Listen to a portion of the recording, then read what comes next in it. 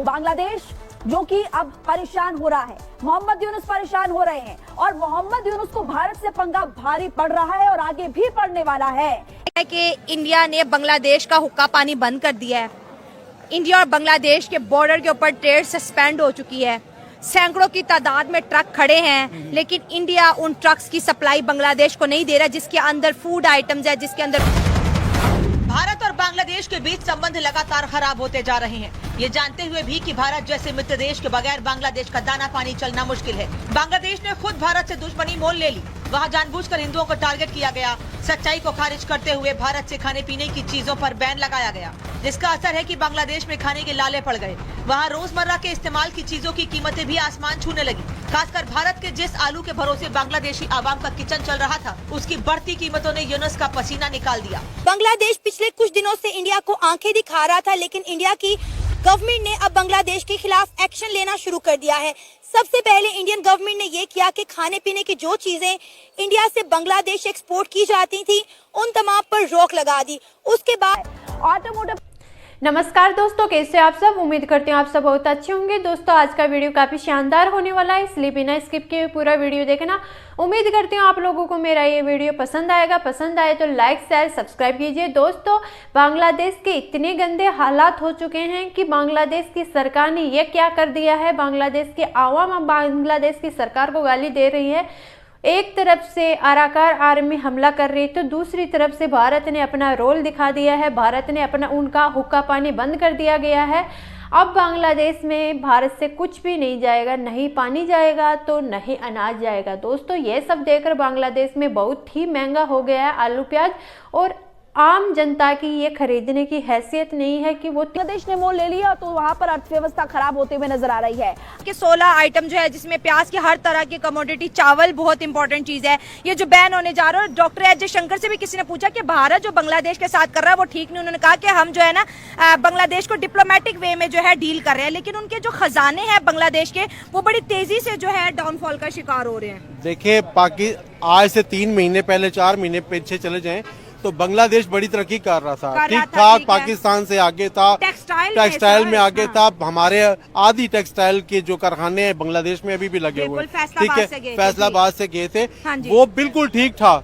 जब अब देखे ना, पाकिस्तान का भी यही मसला है। जरा सी कोई मतलब शरारत होती है, जरा सा कोई आवाम को दुख पहुंचता है तो उसको उल्टा कर देते हैं हुकूमत को। अगर उसको ना हसीना वाजिद के एहसान भी तो बहुत है ना, कहाँ पे उसने पहुंचाया अकेली लड़की ने, बेचारी ने। नहीं, हसीना वाजिद को कहते थे ये तो मोदी की पपेट है, इसलिए इसको हटाया है। नहीं, पपेट नहीं है। देखें, एक कोई कानून है, उनका कोई तरीकेकार था।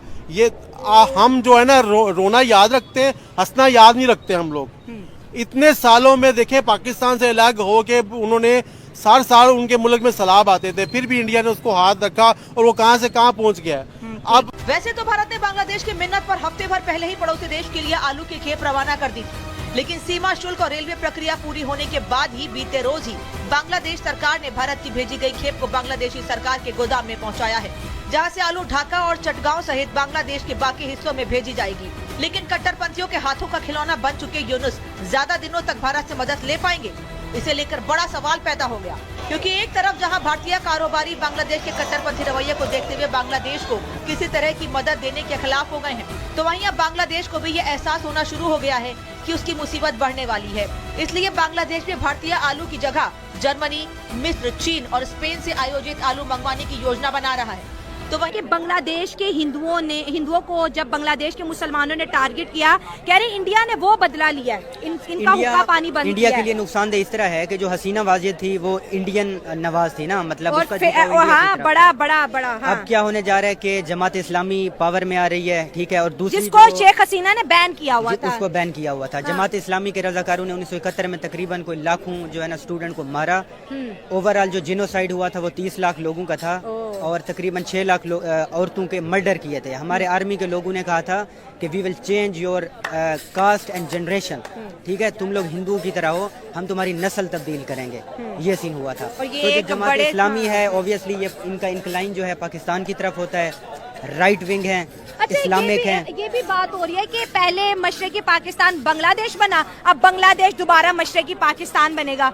ये स्टेटमेंट कितनी आपको परफेक्ट नजर आती है या इसमें एक बहुत बड़ा जोक छुपा है? मेरे ख्याल से अब जो है बांग्लादेश के अंदर कोई इस्लामिक आइडियालॉजी जो है ना उसके रूट काज पे होगी, फंडामेंटलिज्म बहुत ज़्यादा आएगा, राइट विंग की जो फोर्सेज हैं वो ज़्यादा पावर में आ रही हैं। वैसे भी ओवरऑल दुनिया में देखा जाए तो राइट विंग राइज पे है।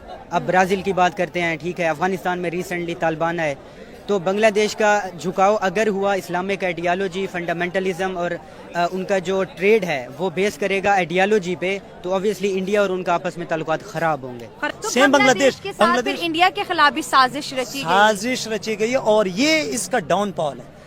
वहाँ पर डाउनफॉल है, वहाँ पर ऐसे मिथ जारी किए गए हैं लोगों के ज़हनों पर।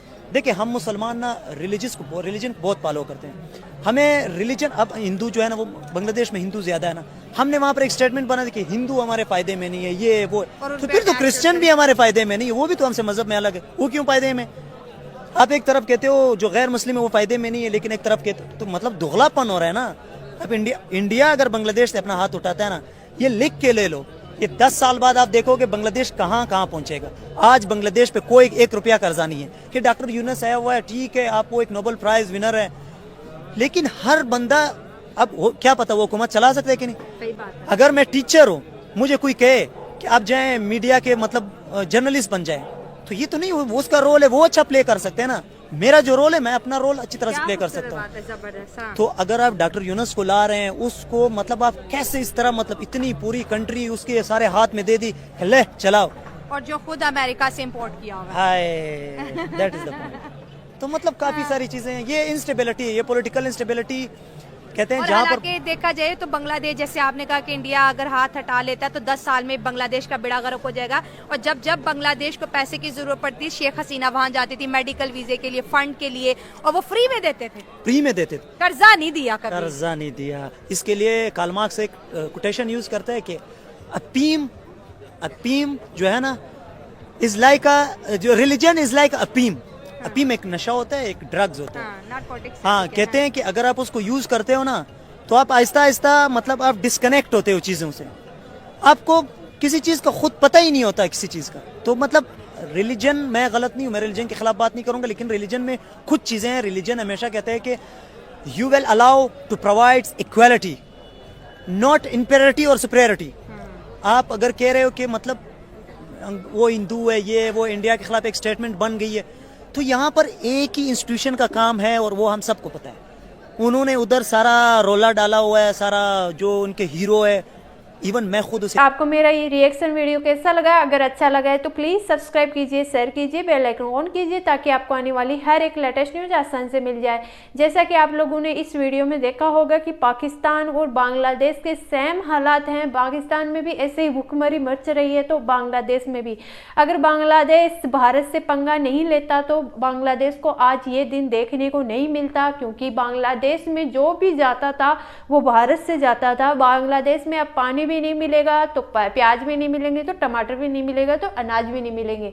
तो आज उनकी जो सरकार की वजह से उनकी जो आवाम है, उनकी जो जनता है, उनको इतना बुरा सहन करना पड़ रहा है कि वो अपने घर का सामान बेचकर पेट भरने की कोशिश कर रहे हैं। तो गाइस, आज का वीडियो मेरे को बहुत ही अच्छा लगा। आप लोगों को कैसा लगा ये अपनी राय कमेंट बॉक्स में बताना। उम्मीद करती हूँ आप लोगों को मेरा ये वीडियो पसंद आया होगा। पसंद आया तो लाइक शेयर सब्सक्राइब कीजिए। अगर आप मेरे चैनल पे फर्स्ट बार आए और अभी तक सब्सक्राइब नहीं किया है तो प्लीज़ सब्सक्राइब